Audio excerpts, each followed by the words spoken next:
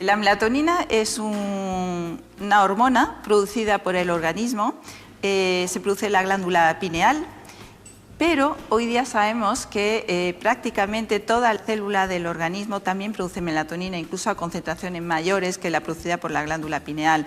Hay otra diferencia también importante, y es que la melatonina extrapineal, la que está producida por las células, es una melatonina que no sale a la circulación. Sin embargo, la melatonina pineal sí sale a la circulación y actúa regulando ritmos, por ejemplo, el ritmo del sueño, el ritmo de neurotransmisores, mientras que la melatonina extrapineal, como decía, es una melatonina muy importante para la función celular. ¿Cuáles son los mecanismos de acción y sus funciones? La melatonina dentro de la célula es muy importante porque tiene tres funciones fundamentales. Una es un potente antioxidante y además es más potente que incluso la vitamina E o la vitamina C. En segundo lugar, la melatonina es un potente antiinflamatorio que actúa en procesos inflamatorios que son resistentes a los antiinflamatorios clásicos, como por ejemplo nosotros hemos visto en la sepsis o en la mucositis. ¿Y cómo actúa? Actúa fundamentalmente a nivel nuclear, inhibiendo la expresión de genes que están relacionados con la respuesta inflamatoria. Entonces, el resultado es una disminución de esta respuesta inflamatoria. Y luego, en tercer lugar, algo muy importante de la melatonina es que es un excelente protector mitocondrial. Es decir, la melatonina entra dentro de la mitocondria, va a eliminar esos radicales libres que se están produciendo en exceso y que dañan además la mitocondria, y también la melatonina aumenta la función mitocondrial. Aumenta la actividad y la presión de los complejos de la cadena respiratoria, es decir, hace que la maquinaria de la mitocondria funcione mejor. ¿Para qué? Para aumentar la producción de ATP, que es la energía que la célula necesita para realizar todas sus funciones. Estos son los tres mecanismos fundamentales de la melatonina dentro de la célula. Quizás por estos motivos le llaman la sustancia inteligente. Podemos decir que es una molécula inteligente porque actúa donde hace falta. Por ejemplo, yo antes he dicho que es un potente antiinflamatorio, pero no actúa si no hay inflamación. Es decir, nosotros podemos dar melatonina, pero no va a inhibir la expresión de los genes de respuesta inflamatoria si no hay una inflamación aguda, crónica. Los antioxidantes igual. Es decir, tiene un efecto antioxidante, pero no elimina todos los radicales libres, es decir, regula, porque además los radicales libres son moléculas fundamentales también para el funcionamiento celular. Hacen falta, no podemos dar dosis grandes sin control de antioxidantes porque tampoco es bueno. Bueno, pues la melatonina actúa inteligentemente reduciendo el exceso, pero sin embargo dejando esos niveles fisiológicos que son fundamentales para que la célula pueda seguir funcionando. Nos asalta una duda, ¿la ingesta de melatonina puede frenar, o en qué modo, si frena la producción de melatonina endógena, puede ser bueno o malo? La melatonina disminuye con la edad. Nosotros, por ejemplo, recomendamos a partir de los 40 años la ingesta de melatonina para suplir todas estas funciones que tiene dentro de la célula. Claro, y muchas personas se preguntan, bueno, ¿pero me va a disminuir mi producción endógena? No, no va a actuar dentro de la glándula pineal inhibiéndola. Y la célula pasa lo mismo, no inhibe la producción endógena, sino todo lo contrario, potencia los efectos, es decir, se suma a la que está producida endógenamente. Ya lo hemos situado un poco en lo que es la melatonina, conocemos algo más. Pero su trabajo también está enfocado a la mucositis y la utilización de la melatonina contra esta enfermedad. ¿Qué es la mucositis y cómo actúa la melatonina en la mucositis? Pues la mucositis consiste en una serie de úlceras que aparecen en la cavidad oral como consecuencia de la quimio y de la radioterapia.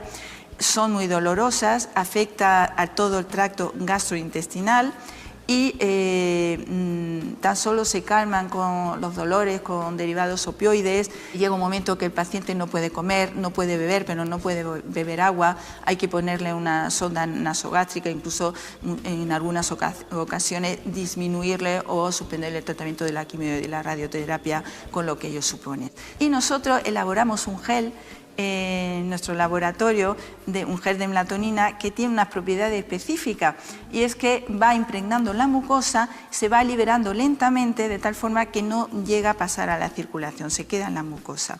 Entonces, irradiamos las ratas, le aplicamos el gel en la cavidad oral y bueno, ¿cuál fue nuestra sorpresa? Que la rata irradiada tratadas con el gel de melatonina no tenía ningún tipo de manifestación de mucositis, no había ningún tipo de lesión.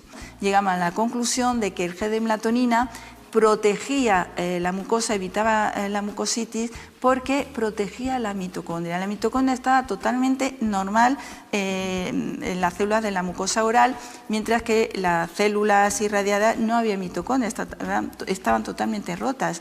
Bueno, pero la melatonina no solo protegía las mitocondrias de las células epiteliales, sino también de las células madre de la mucosa. Y es que la mucosa, bueno, está sometida a una alta tasa de renovación celular, de tal forma que esto es importante para que se regenere el tejido. ¿Qué pasa cuando nosotros irradiamos? Estas células madres se dañan, mueren, entonces no se puede regenerar el tejido y se ulcera. Entonces, con la melatonina, con nuestro gel, conseguimos que estas células madres no se muriesen, porque se protegía su mitocondria, se aumentaba la proliferación celular y entonces pues, se evitaba el proceso de ulceración de mucositis. Este gel se patentó y en la actualidad estamos realizando un ensayo clínico en fase 2 en 80 pacientes de cáncer de cabeza y cuello, 7 hospitales, 5 en Barcelona, entre ellos Vall d'Hebron, también está La Paz de Madrid y Miguel Servet de Zaragoza.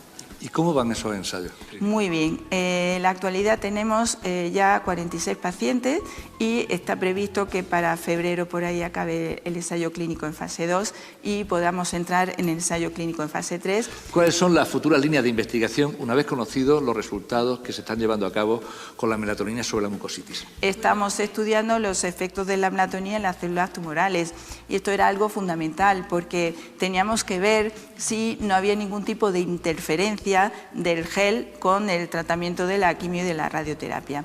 Empezamos a estudiar los efectos de la melatonina en las células tumorales, concretamente células tumorales de cáncer de cabeza y cuello, además humana. Bueno, y comprobamos que la melatonina no solo no interfería el tratamiento de la quimio y la radioterapia, sino que potenciaba el efecto citotóxico que tienen los oncostáticos en las células tumorales, es decir, las células se morían más. Esto no solo lo vimos en cultivo, lo vimos in vivo también, le hicimos senotrasplante a los ratones, le trasplantábamos las células tumorales humanas y los tratábamos con radioterapia y también con distintas moléculas oncostáticas y encontramos que la melatonina reducía el tamaño del tumor también casi un 50 o 60%. Todos estos mecanismos de acción, además de la melatonina en la célula tumoral, también está relacionado con un aumento de la función mitocondrial en la célula tumoral, es decir, que la melatonina actúa igual en una célula normal y en una célula tumoral. Lo que pasa que lo que es beneficioso en una célula normal es perjudicial en la célula tumoral, es decir, el aumento de la función mitocondrial en la célula tumoral hace que se muera antes. De todas formas, había un dato curioso en estos resultados y es que cuando medimos los niveles de melatonina en el tumor eran muchísimo menor que los que encontramos en la célula tumoral in vitro. Esto ocurre mucho con los tratamientos antitumorales y es que unos resultados son lo que vemos in vitro en el ratón, cuando luego los trasladamos a la clínica no es lo mismo. De hecho, hay muy buenos antitumorales en el ratón y luego en vivo no funcionan. ¿Por qué? Porque se genera como un microambiente en el tumor que dificulta la entrada de los antitumorales. Entonces nosotros ahora estamos trabajando ahí en ese campo para vencer esa barrera y aumentar la entrada de melatonina en el tumor y por supuesto aumentar también la entrada de otros oncostáticos. Profesora Carmen, muchísimas gracias por acompañarnos en Conciencia a divulgar la ciencia. Seguiremos estudiando y siguiendo en los trabajos que ustedes realizan. Muchas gracias. Muchas gracias a vosotros, ha sido un placer.